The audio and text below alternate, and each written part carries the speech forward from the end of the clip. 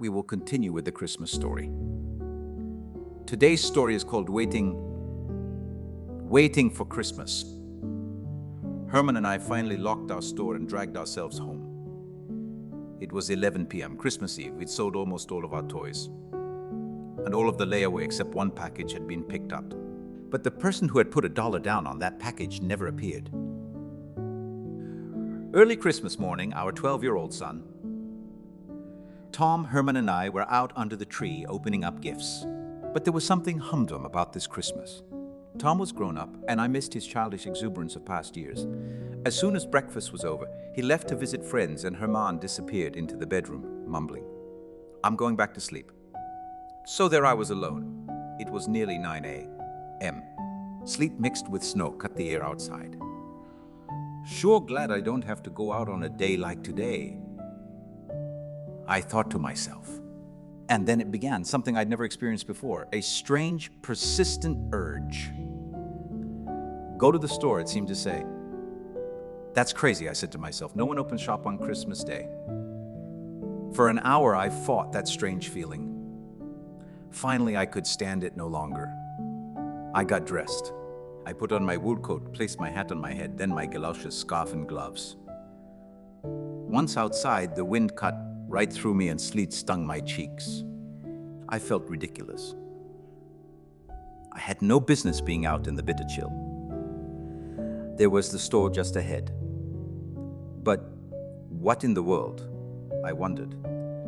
In front of the store stood two little boys, huddled together, poorly dressed and half frozen. One was about 9, the other 6. "Here she comes," yelled the older one. "See, I told you she would come," he said. The younger one's face was wet with tears. But when he saw me, his eyes opened wide and his sobbing stopped. "What are you two children doing out here?" I scolded, hurrying them into the store. "We've been waiting for you," replied the older. "My little brother Jimmy didn't get any Christmas. We want to buy some skates. That's what he wants." I looked at the $3 in his hand and at their expectant faces. Then I looked around the store. "I'm sorry," I said, "but we have no skate." Then my eye caught sight of the layaway shelf with its lone package. Could it be? I walked over and unwrapped the package. Miracles of miracles, there was a pair of skates. Jimmy reached for them. "Lord," I said silently, "let them be his size." And miracle added upon miracle. They were his size. When the older boy finished tying the laces and saw that the skates fit perfectly, he stood up and presented the dollars to me. "No, I'm not going to take your money," I told him. "I want you to have these skates and use your money to get some gloves for your hands." What I saw in Jimmy's eyes was like a blessing. It was pure joy, and it was beautiful. My low spirits rose. As I locked the door, I turned to the older brother and said, "How lucky that I happened to come along when I did." "How did you boys know I would come?" I wasn't prepared for his reply. His gaze was steady, and he answered me softly. "I knew you would come. I asked Jesus to send you." The tingles in my spine went from the cold. I knew God had planned this. As we waved goodbye, I returned home to a brighter Christmas than I had left. God bless you.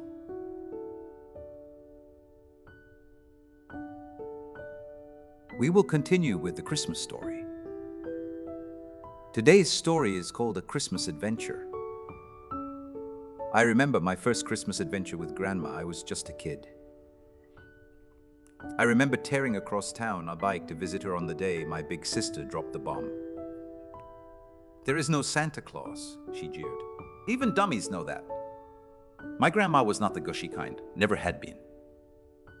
I fled to her that day because I knew she would be straight with me. I knew Grandma always told the truth. And I knew that the truth always went down a whole lot easier when swallowed with one of her world-famous cinnamon buns. I knew they were world-famous because Grandma said so. It had to be true. Grandma was home and the buns were still warm. Between bites, I told her everything. She was ready for me. "No Santa Claus." She snorted, "Ridiculous. Don't believe it. That rumor has been going around for years. And it makes me mad, plain mad. Now put on your coat and let's go. Go? Go where, Grandma? I asked. I hadn't even finished my second world-famous cinnamon bun. Where it turned out to be Kirby's General Store, the one store in town that had a little bit of just about everything. As we walked through its doors, Grandma handed me $10. That was a bundle in those days. Take this money, she said, and buy something for someone who needs it. I'll wait for you in the car. Then she turned and walked out of Kirby's. I was only 8 years old. I'd often gone shopping with my mother, but never had I shopped for anything all by myself. The store seemed big and crowded, full of people scrambling to finish their Christmas shopping. For a few moments, I just stood there, confused, clutching that $10 bill, wondering what to buy and who on earth to buy it for. I thought of everybody I knew. My family, my friends, my neighbors, the kids at school, and the people who went to my church.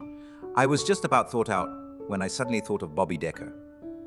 He was a kid with bad breath and messy hair, and he sat right behind me in Mrs. Pollock's grade 2 class. Bobby Decker didn't have a coat. I knew that because he never went out to recess during the winter. His mother always wrote a note, telling the teacher that he had a cough. But all we kids knew that Bobby Decker didn't have a cough. He didn't have a good coat. I fingered the $10 bill with growing excitement. I would buy Bobby Decker a coat. I settled on a red corduroy one that had a hood to it. It looked real warm, and he would like that. Is this a Christmas present for someone? The lady behind the counter asked kindly as I laid my $10 down. Yes, ma'am, I replied shyly. It's for Bobby. The nice lady smiled at me as I told her about how Bobby really needed a good winter coat. I didn't get any change, but she put the coat in a bag, smiled again, and wished me a Merry Christmas. That evening, Grandma helped me wrap the coat a little tag.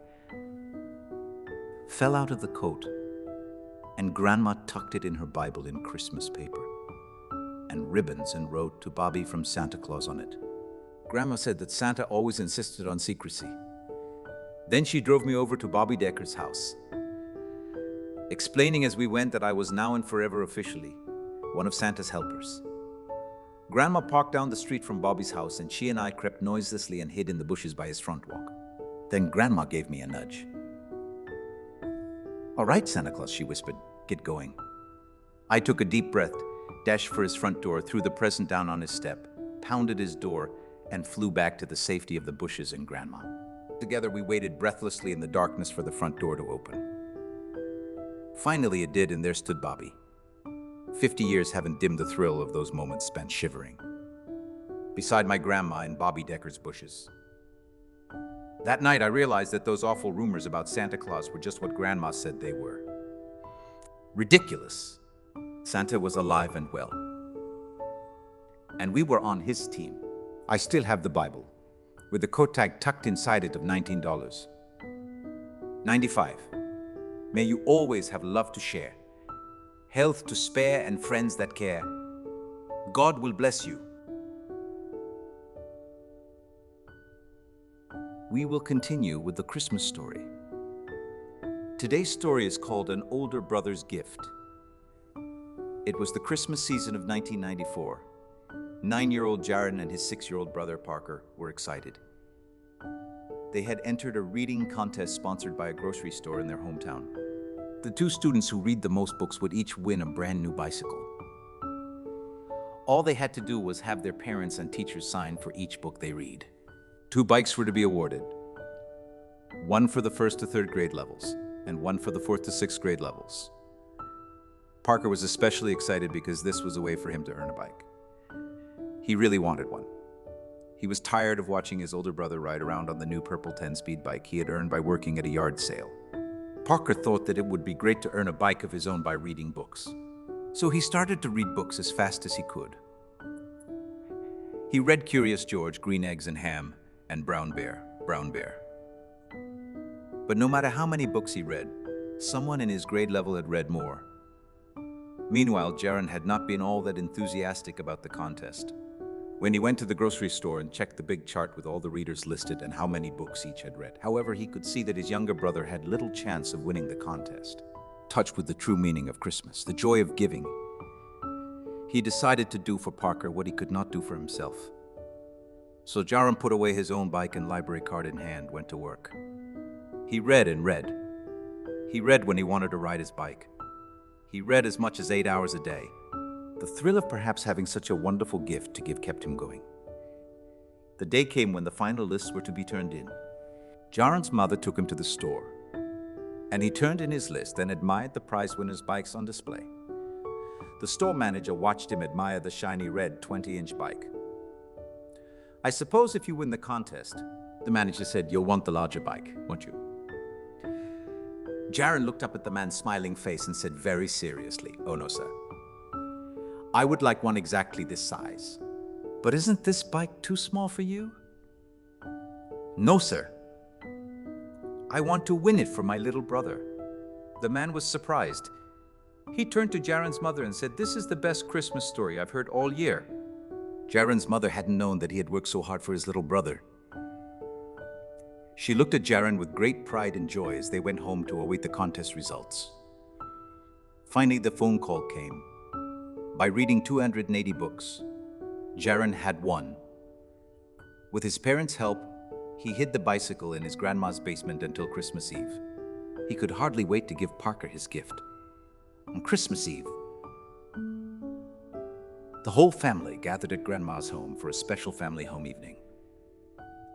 Mother told the story of Heavenly Father's gift to the world of His Son, Jesus Christ. Then she told the story of another older brother's love, although it wasn't the great sacrifice the Savior has made for each of us.